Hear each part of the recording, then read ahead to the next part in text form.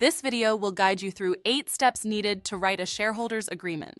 Shareholders agreement drafting is a frequently requested service on the Contracts Council platform since business owners want to make sure they are legally protected when managing ownership interests across all shareholders.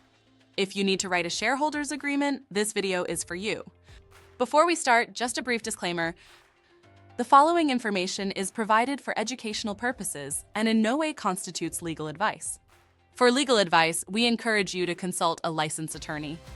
We've included more information in the description, including how to find an attorney. We will cover the purpose of shareholders agreements, key terms to include in your document, and 8 steps to follow to write your agreement. We've also added a link below with information on lawyer pricing if you want to know the cost of hiring a lawyer. Now let's get started. Purpose of shareholders agreements. Shareholders agreements are legally binding agreements between shareholders of a company that outline the rights, responsibilities, and obligations of the shareholders.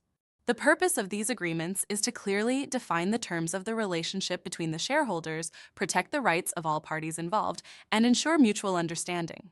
Some reasons why using a shareholders agreement is important are as follows. 1.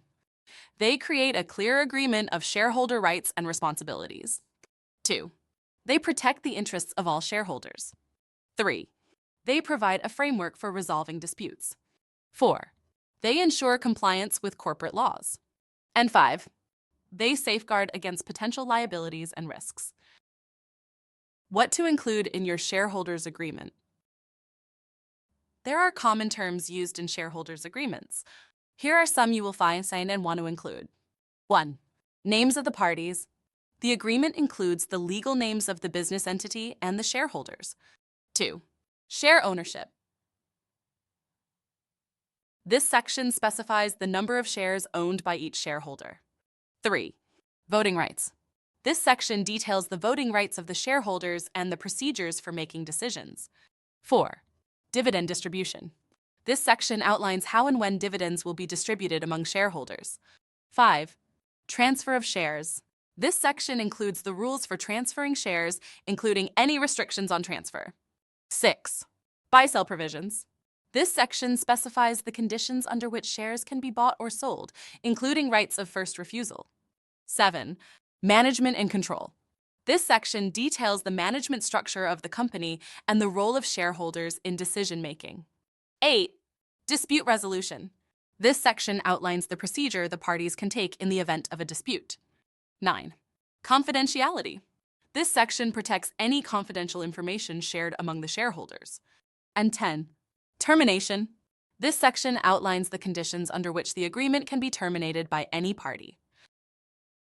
8 steps to writing a shareholders agreement. Here is a list of 8 steps you can follow to draft your shareholders agreement. 1.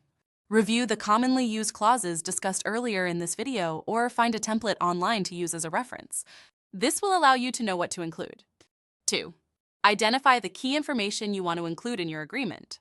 This may include details about share ownership, voting rights, and dividend distribution. 3. It is critical to use clear and concise language that all parties can understand. 4.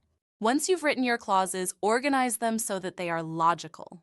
For example, you likely want to have the share ownership section come before the voting rights section. 5. Be sure to incorporate any applicable corporate laws and regulations that may be specific to your state or industry. Note this may require research. 6. If you are unsure about anything, consider using Contracts Council's platform to seek advice from an experienced corporate lawyer that works on shareholders agreements. We've included a link in the description to help you find one. 7. Review and revise the agreement to make the language clearer and confirm you have included everything needed. And 8. Create a single document to serve as your shareholders agreement and ensure all parties have access to it. Drafting a shareholders agreement is a vital step in protecting the rights and interests of all shareholders in a company. If you need help from an experienced lawyer, feel free to search Contracts Council or visit contractscouncil.com and post a job to get quotes from lawyers to help you. Thanks for watching.